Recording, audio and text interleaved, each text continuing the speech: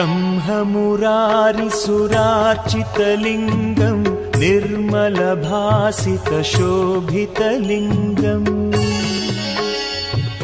जन्मज दुःखविनाशकलिङ्गं तत्प्रणमामि सदा शिवलिङ्गम् देवमुनिप्रवरार्चितलिङ्गं कामदहनकरुणाकरलिङ्गम्